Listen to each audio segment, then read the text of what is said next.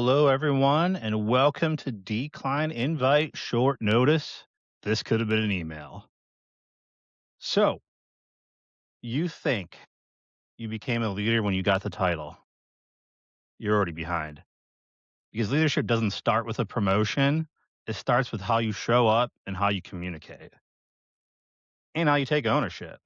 Today, I want to talk about leadership, what it actually looks like before the title, what most people get wrong, and how you start building it now. So, the title of this is Leadership Starts Before the Title. I'm Ryan Drumheller, and I'm the extroverted IT leader. You already know my credentials if you looked me up. However, just to touch base on them, I've been in IT and business over 20 years. I have more than a decade of experience in leadership. I've worked across enterprise environments, cybersecurity, cloud, business transformation, etc. And this is the version of the show where we keep it short. So we keep it direct and we get straight to what actually matters because honestly, this could have been an email. So, first up, leadership is a behavior, it's not a title. Titles don't create leaders. I don't know how many times I've had, insert leader here that you had to report to that just was not a leader. They were just responsible for me, but I could have got more leadership staring at the wall and talking to that. Man, I could tell you about a particular place that clearly didn't train anybody, purposely hired individuals to keep their salaries low. And these are the people like talking to me or talking to others like they knew what was going on, what needed to be done, and clearly didn't have a clue about what that was, how to even treat people, all of that. So that takes me just right into like it's the behavior that actually shows you what leadership is. How you show up every single day matters. You can't take any days off. I mean, we're all human at the end of the day, and we have good days and bad days, but how you carry yourself 365 days out of the year, or at least the majority of them, shows me what your consistent, level is, what your consistency is as a person, what your true beliefs are. Ownership, versus that's not my job mentality. That doesn't matter when you're a leader. I can tell you stories all the time about, situations where somebody like on my particular team that I was leading had done something, and it had a business impact in a negative capacity. And I would sit in those rooms and those individuals would want names. And I neglected to ever give those names because at the end of the day, me as a leader leading that particular team, leading that individual, it's my responsibility. So the buck stops with me at the end of the day, and you can be mad at myself. You can tell me what, the repercussions, the demands, whatever it is. I'll go deal with that person. I'll make sure they get the training, the experience, whatever it needs to, be in order for them to improve, not do that again, uh, whatever is needed. But at the end of the day, I'll take, the arrows. I'll take, the finger pointing, all of that. So people notice long before promotions happen as well. So if somebody is just amazing every single day, they're going out of their way to help somebody, taking the time to mentor, they're very patient, they explain. They might even take 2 or 3 times on the same topic and help that individual, but help them get there. Those are the individuals that people notice more so than Bob the manager, Bob the director, Bob the VP, whatever. I don't, they don't care about what your title is. It doesn't mean anything. Quite frankly, I had this individual who would rotate their title in email and then just like make threatening actions or like think that it meant something because you were inserting etcetera, high level title with a threatening prompt. Like that right there, tell me how you don't know your own employee base.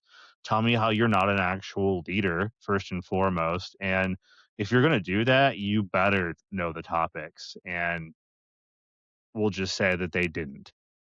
So the title doesn't mean anything at the end of the day. It just means that you're that person that unfortunately we got to interact with. So you're already building reputation before you even get that title.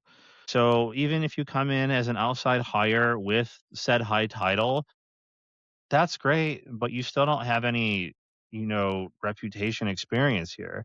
Now, we might go look you up, see what we can find, see what kind of hopefully good things we find about you written, but at the end of the day, your reputation at that particular place is non-existent at that point, and you need to earn it. I think a lot of people don't necessarily see that. Like, yeah, you might have duties that your job asks of you that you need to perform, but you have to actually gain the recognition and the respect from others.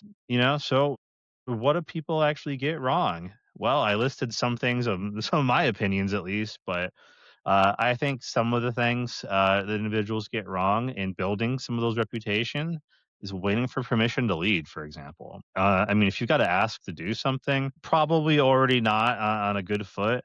I'm a person that has a big belief of, well, if they didn't give me any of those instructions, I'm going to assume that I can do what I need to do. And should I end up doing something they don't like, they'll let me know. They'll draw the lines. They'll make the boundaries apparent. But until then, I'm assuming that I can do what actually needs to get done, and that doesn't necessarily mean treating individuals bad.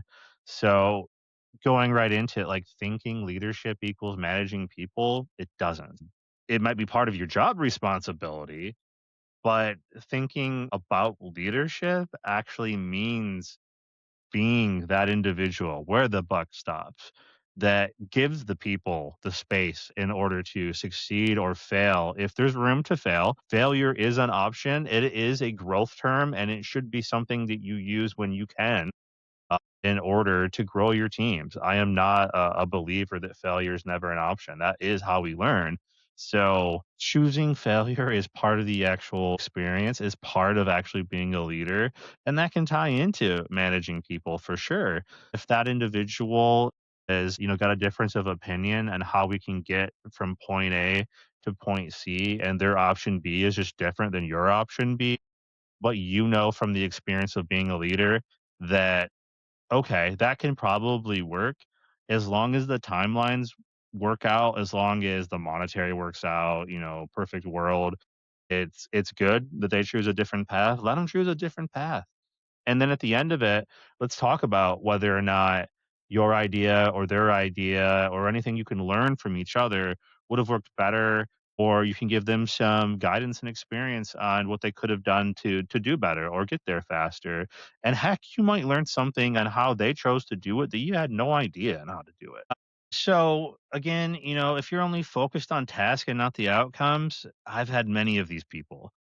I can tell you that in almost every situation, they had no reputational positivity. Nobody looked at them from a positive standpoint. They might as well have been a robot that was transactional because that's all they looked at. They did not take in the human element on actually being a leader. They didn't step up to the plate when, push comes to shove. Something is bad. We need a leader to step up, lead us through that, and then either going through it or after the fact explaining to those individuals what, why, how, what you're doing, and all of that. Have been in many situations we've done that, like after hours releases, for example. How many of you have been in a situation where that went sideways? I mean, those things happen. And in those situations, I've had teams of different experience levels. I can tell you the teams that were newer and didn't necessarily know how to do the communication to that regard. I absolutely stepped in, did the communication, and then after the fact, let them know why. Like, it wasn't because I didn't believe in them, but it was a time situation, right? We have X amount of time where we can still have control of the outcome of this situation versus if we don't do this in a certain amount of time, we're going to have everything dictated to us. And that's a different situation. And then showing them how to communicate in those tough situations. Like, communicate even when there isn't something to communicate, that's a skill. And teaching somebody all of that goes back to leadership. So, the people that avoid accountability, poof, had a lot of those individuals as well. Like, well, you did X, Y, and Z. Well, am I not under your guidance and leadership?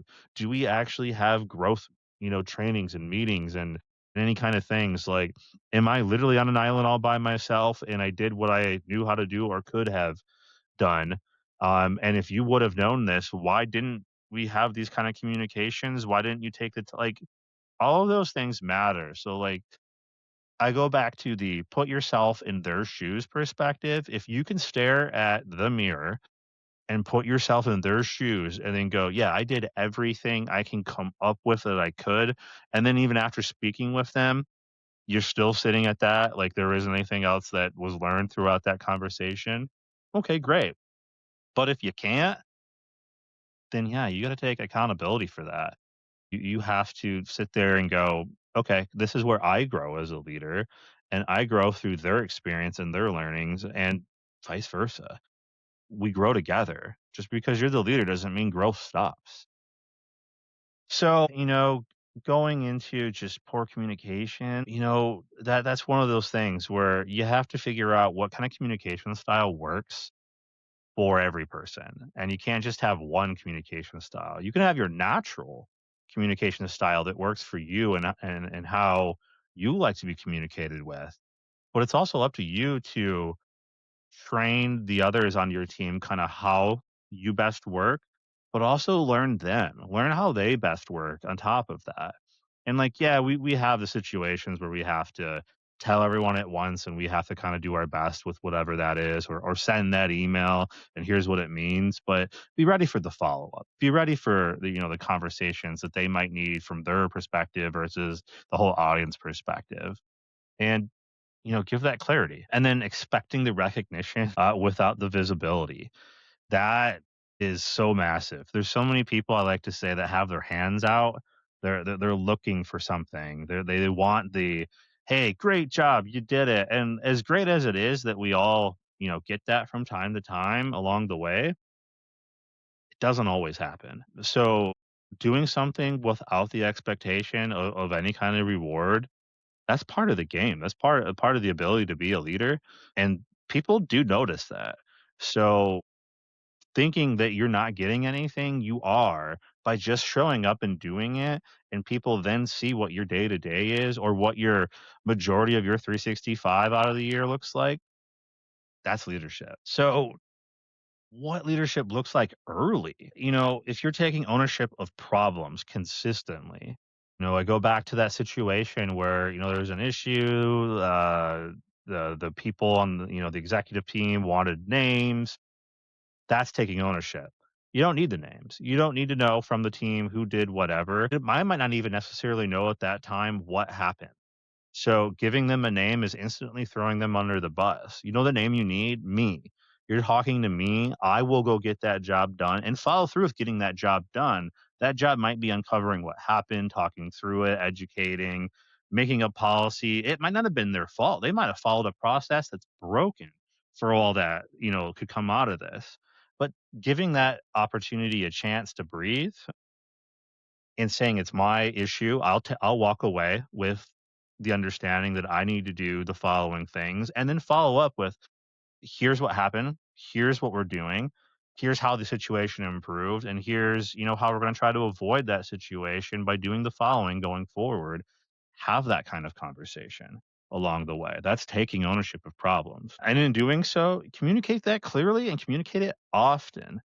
If you see a problem that you're not getting any kind of solution, you're not getting any help on, like the executive team's not, giving you anything really to do it, you give it like a risk register in a way.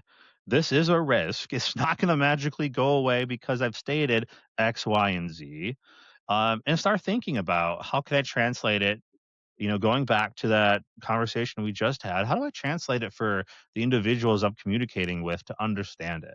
How do they get the clarity that they need? How do they need it said to them? It might be business value, it might be business risk. Whatever that clarity and conversation is, you got to adapt. You have to, or you're just never going to get anywhere with it. And that is part of being a leader. You have to be able to pivot at any moment, not only for yourself and your team, but also the individuals above you. So you also need to help others succeed. So if you're only like focused on you and, your review and what you've done, It's not a leader. That's a person with a title. If I'm coming in and I'm putting focus on trying to improve every one of my team members or those around me, that's a leader. I'm improving the business value from my perspective because I'm helping Sally improve here. John learned this new skill. Bob has now been able to communicate with executives without me. Or, Bill can now write documentation that make sure we do a process consistently and we have less risk because now it's done this way. Whatever that might be, you're now improving that value. You're not worried about yours because if you remember the things that you're doing, you can write those down on the side. You got your reviews. You don't even have to have an argument. You can just put that out there. They don't see that value. Well, that's a totally different episode and conversation, but that's how you actually lead and you improve others. So, going into just that topic of helping others, you have to mentor your peers as well, not just your reports. So those business leaders, for this example, I'm in IT, I'm working with somebody from the business. They don't understand IT to the level of IT that I understand, but do I understand the level of business from where they're coming from as well? I might not.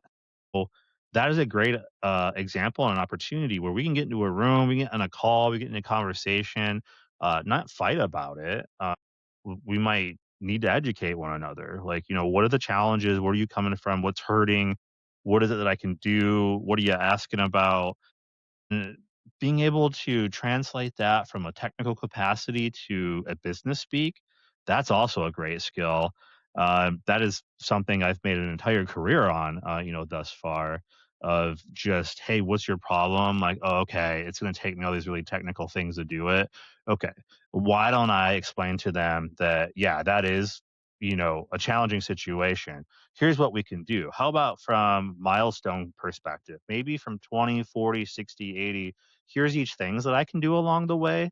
Does this help you in 30 days and then in 60 and in 90 or whatever we're talking about, and leading them through that path and kind of what it looks like. And at the same time, they can see the road that you have to go down and travel, and they can see the things behind it. And then you can also learn like along the way from their perspective of what it takes, why they're having that issue or that perspective. And it's just a win-win. Now you're mentoring and you're learning along with one another. So thinking beyond your role, another huge thing. I work in IT. I do IT things. Not quite good enough, honestly. I am a huge proponent of if you're in an IT leadership perspective, you better have some kind of business class at the very least, or like in my case, I have a couple of masters on management and leadership as well as an MBA. And I'm not done. I'm constantly reading business articles. I'm thinking of doing a doctorate in business at some point in the future because it's highly important for me to continue to learn what value I can bring. How do I find the questions to ask that aren't getting asked? That's a big one too. Is like you're hearing the conversations, you're hearing the topic. You can easily say nothing and walk out of the room, or you can say, "I didn't hear this question asked. Would this help? Would this hurt? What do you guys think about this or this option?" That's where you bring value into the equation. So that's thinking beyond your role. And another, one of my last points here before we go to a break, bring solutions and not just problems. If I'm just consistently complaining about the problem at hand, I'm not doing my job again. Now, if I'm bringing the problem and I go, hey, I have this problem and here's like three ways that I think I might be able to solve it, uh, bring those to the table because now you're going, hey, we have a problem. I've also thought of ways. And then now maybe we can have a collaborative conversation about how to actually improve that. It might just be money.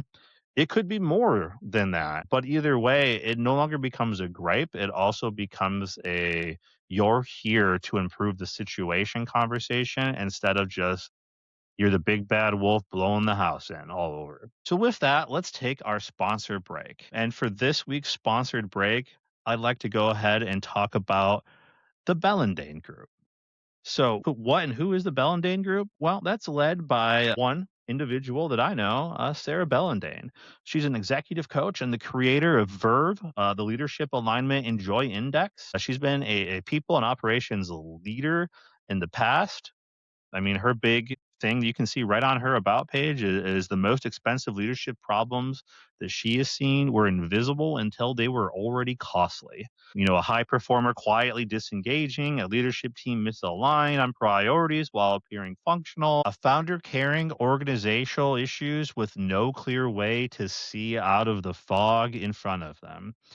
By the time those problems showed up in attrition, performance results, or a failed initiative, the real cost had already accumulated 4 months. So I have definitely, had some coaching sessions with Sarah myself. I can tell you how amazing it was. And for anybody looking for an executive level coaching experience, check out Sarah Bellendane from the Bellendane Group. You can find her on stellarhorn.com/network. She's highlighted right in there. You can find her right on LinkedIn. Would advise to check her out if you are in any of those situations, or if you're an executive just needing someone to speak with, clarity, how to do something, how to get out of something, how to think day to day.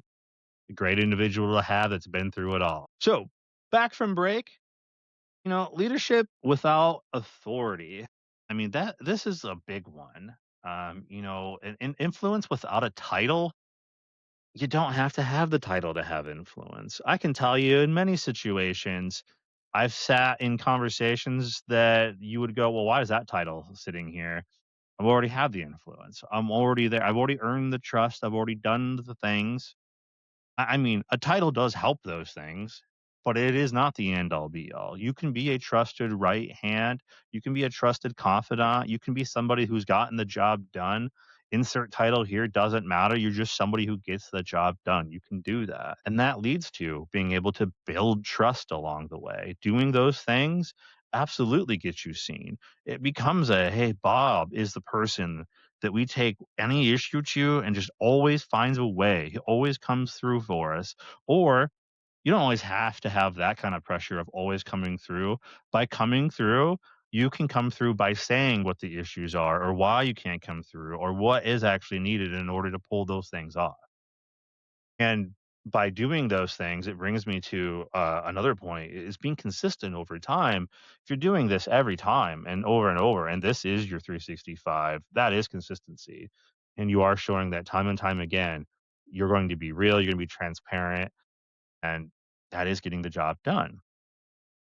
And that instantly becomes that you become somebody that people want to go to. Whether that is above you, a peer to you, below you, whatever, being somebody that is counted on is an incredible value. By being that person that is being counted on, you become that somebody that people go to. You become that face. You become recognized. You become all the things we've talked about that you want to be seen, you want to be valued, you want that, yearly review to go well.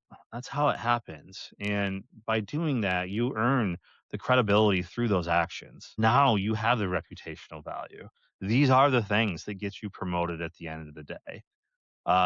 There are different situations clearly that happen along the way that affect promotions, but in a lot of cases, these are the routine things that will help you get there. So, the reality of a promotions, promotions don't create leaders. Sometimes they're just the situation called for. We had to have somebody in the seat, move them into the seat. That can expose them. It can also bring the spotlight that they never knew that they needed, or the business never knew that shining the spotlight on this person. Wow, we uncovered a gem. Like those are opportunities along the way. And if you're not already leading, it's going to show. So, exposure goes both ways. So, leadership is built, before the actual opportunity. So, don't wait for the opportunity. Absolutely lead every single day that you can. Don't go out of your way if the situation isn't calling for that. Understand when the opportunities are there, when you're being asked to do something, find something, uncover something, whatever that is an opportunity. That's what we're talking about here. And the people who typically move up in a succession planning situation or in a, hey, let's let's give Mike an opportunity because Mike is just he's a real go-getter. He's a great person to interact with. He will tell it to you how it is, even if it's a bad news. He lets you know the bad news, and he does it in a comfortable way. That's leading before you get there. So, you know, don't wait for the title. Start acting like one now. Take ownership, communicate clearly, help others succeed, and think beyond your role. That's what separates people.